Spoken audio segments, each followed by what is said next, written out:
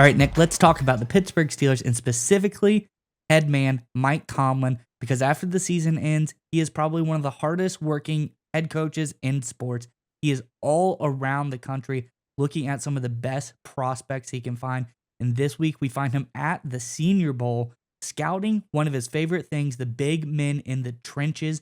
And there's one guy this week that I think has particularly caught his eye as a gem, a potential diamond in the rough, so to speak, as a prospect for the Pittsburgh Steelers. Let's get into the article. We can talk about it on the other side.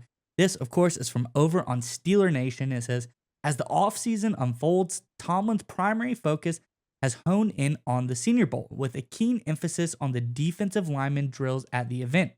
According to Dane Brugler, an NFL draft analyst for The Athletic, Tomlin has been closely monitoring the prospects with a particular interest in a standout player, Ohio State's Michael Hall Jr., a defensive tackle. As the Steelers look to bolster their defensive line, Hall's performance at the Senior Bowl has garnered the attention of Tomlin.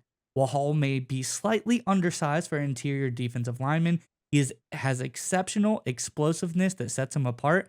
The Steelers are in the market for a talented defensive lineman to fortify their trenches, and Hall could very well find himself drafted by the Steelers should the opportunity to present itself. Now, Nick, I think this is a great idea. I think this is a great prospect for the Steelers, not only because Keanu Benton was such a great find for them last year, but the prospect of we didn't know earlier this offseason whether Cam Hayward was going to come back, whether he was going to retire. So I think it would be a good idea to start getting some guys to potentially fill that spot that Cam Hayward has on the defensive line. I think it's going to be a really big, important role for them to fill. So now is better than later as far as it comes to that. And I think having another young guy on the D line beside Benton will really help out. I'm curious what your thoughts are on this, but Steelers fans, let us know in the comments below.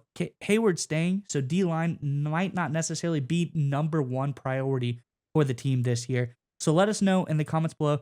What do you think is the biggest need position group wise coming into this free agency and draft? Let us know what do you think is the biggest hole on this team in the comments below. But Nick, what are your thoughts about this latest news about Mike Tomlin's trip to the Senior Bowl?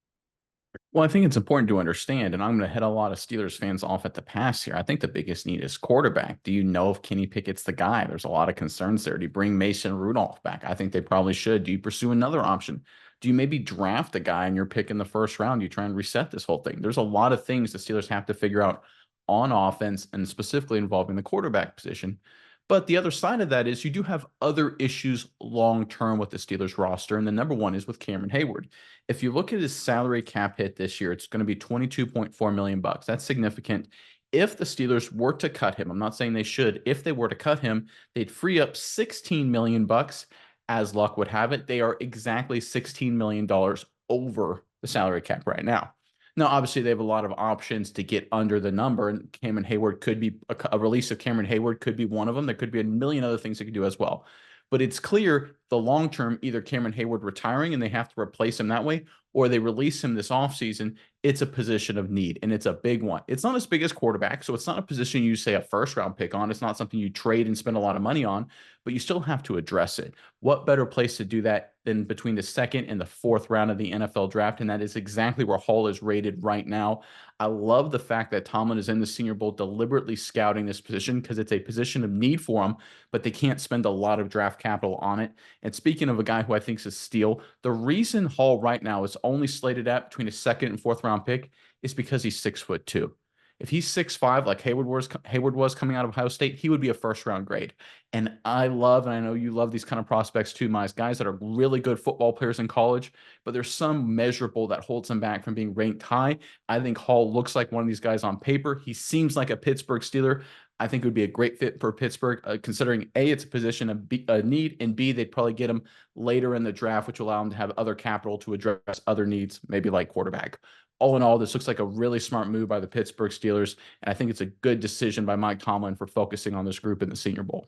Yeah, Nick, and I think you hit on a really good point here. Size isn't always what matters, it's what you put on the field.